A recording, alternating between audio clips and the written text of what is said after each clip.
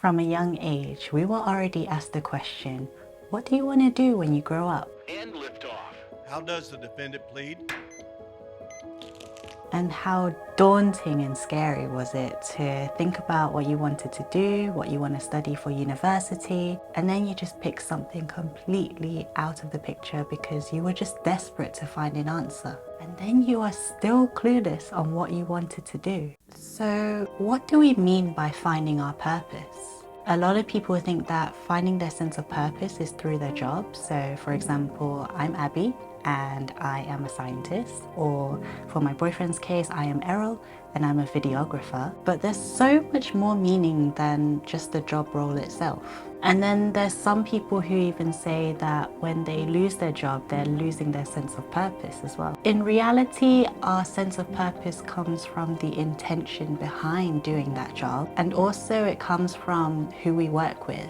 So for example, I am a scientist and I love to teach and help those around me. And for example, for my boyfriend's case, I am a videographer and I love to uplift and encourage those people in my films. So let's go back to the definition of purpose. So purpose, according to Google, means the reason for which something is done or created, for which something exists, or have one's intention or objective. When I think about purpose, I always imagine some great warrior who travels far and wide to the highest of mountains, to the deepest of oceans, and they seek answers for their calling. But the problem with that is that I don't really know what it really takes or why they had to go into such crazy journeys in the first place to find their intention. And I just wanted to remind everyone that nothing in this world is perfect, including this YouTube channel, but we live in a very balanced world where all of our energies come together and they just harmonize with each other like yin and yang. In bad times, there's always an opportunity there for us to learn,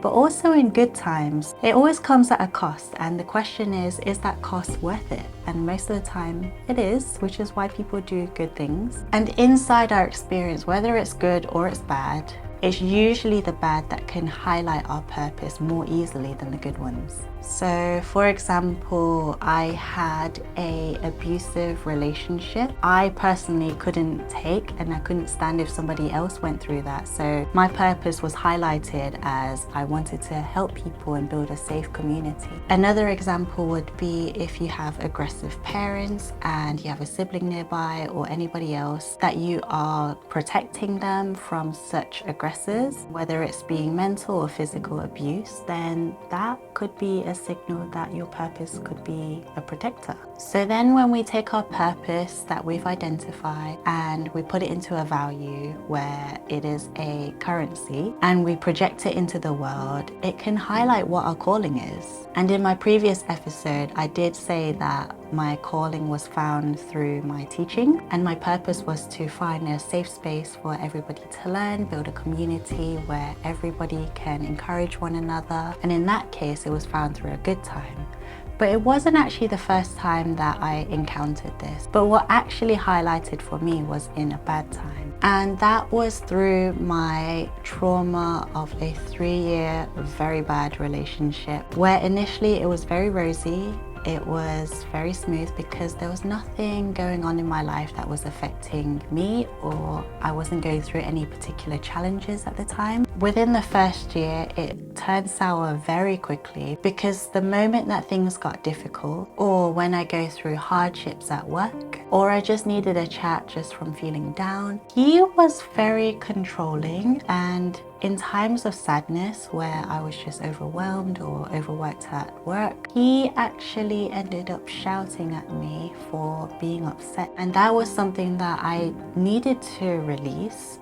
I didn't want it to be suppressed any longer, because the more you suppress something, it kind of just aggravates it a lot more. And what made it worse is that he wasn't encouraging of me. He was actually fear-mongering me more than actually making me feel like I am able to go out and go about my day. And not only that, most of the time he actually just ignored me and he went to play his own video games. All of that made me just feel really isolated. I was so alone, and even though I was spending time with him, it was just absolutely absent from my life.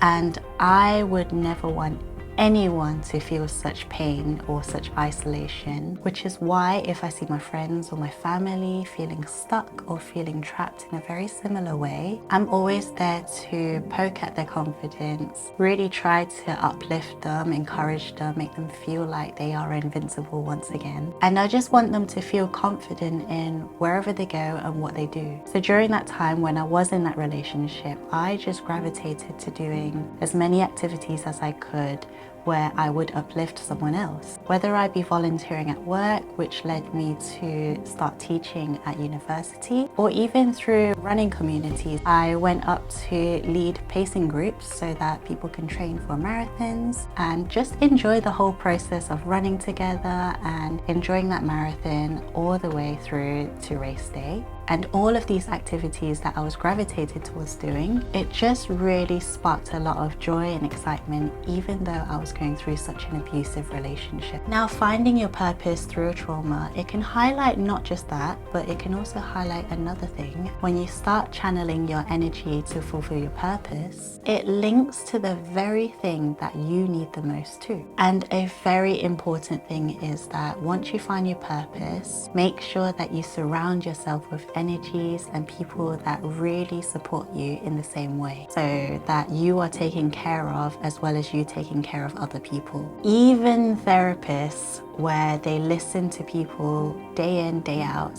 because good things come at a cost. And for a therapist example, it is their mental capacity. And this is why therapists need therapists. It channels the energy to be spread across the whole community. Okay, so once you've found your purpose, now how do we take that into the workplace? So we have three main aspects of our human intelligence. And the first one is how we communicate, and this is the rational side of things, where you're logically thinking of things, everything is a mathematical process, it's all calculated judgment, and it's also the very thing that enables us to talk to each other and be able to transfer information through talking. So it's something that is a little bit more descriptive. Then we have our emotional side, and this is how we react to things. So whether we're crying or we're smiling or we're feeling in love, but we have a very descriptive version to describe that, but the feeling, sometimes when people say it's indescribable, but in a deeper term, it is the chemical reactions that are happening in your body to react to certain things. And then we have our soul, which is what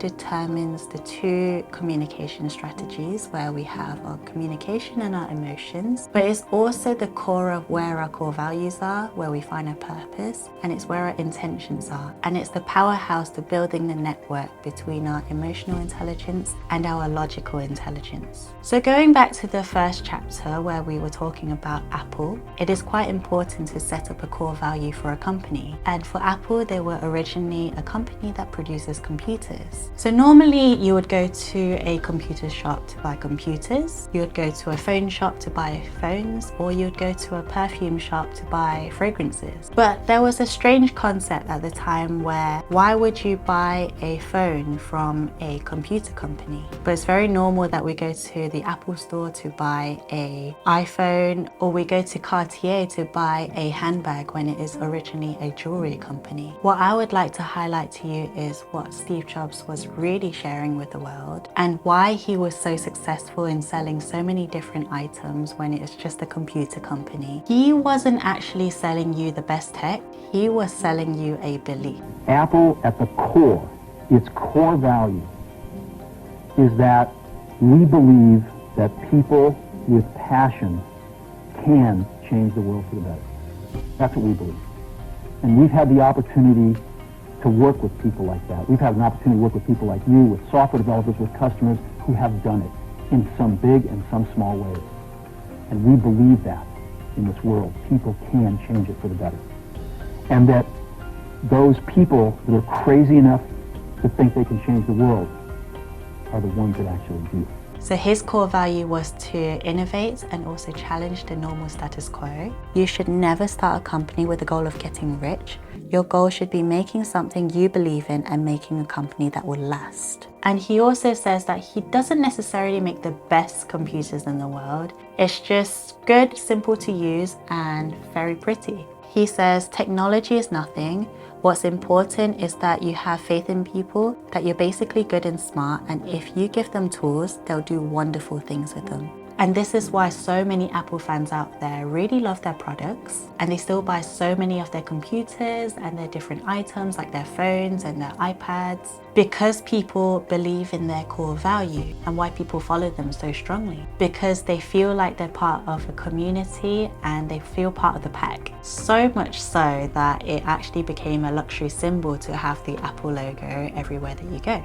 And it feels like a luxury to own one as well, like you were the cool kid in class if you had an Apple Mac. So let me give you another example in terms of the fashion world, and that is Chanel. Chanel is a clothing brand, and I know a lot of people think that it is a bag brand because the CC logo on their classic flaps are just taking the world by storm all the time. But actually the history behind Gabrielle Chanel was that she was fighting the social norms of fashion in the 1920s. And at the time, it was very prestigious to wear really tight corsets, really long dresses, and very puffy clothing, which just made it difficult to work in your everyday life. And it was also the social norm that men were the main designers, and it was just a male-dominated industry before comfortable fashion was a thing. So Chanel wanted to create something that was fashionable but also very comfortable and functional, so that women can have the freedom to do what they want, do what they need to do, and also be free from all of the social norms where they appeared weaker in front of men.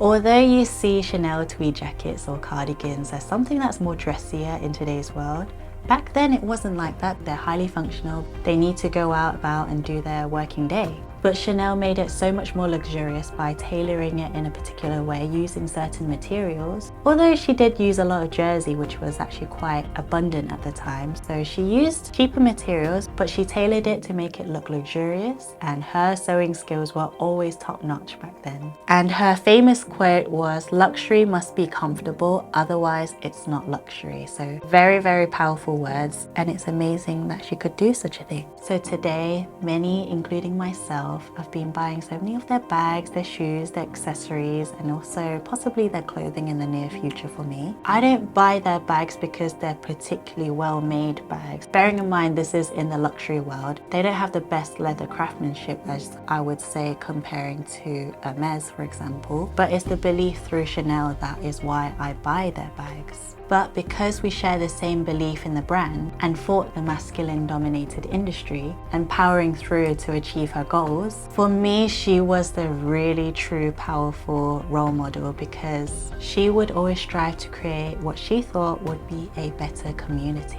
And what I love about the current director, Virginie Viard, is that she really stuck true to the root, and she stuck to the core values that Chanel believed. Although Karl Lagerfeld was more loud and outspoken, he was more of the innovator, where he wanted to modernize Chanel, but he still stuck to the roots of Chanel, where he was sticking to the comfort meets fashion, but he was more rebranding and modernizing it. And that is what I love about the House of Chanel, is that they really stuck true to their values, and they've not really shifted from Chanel's core belief.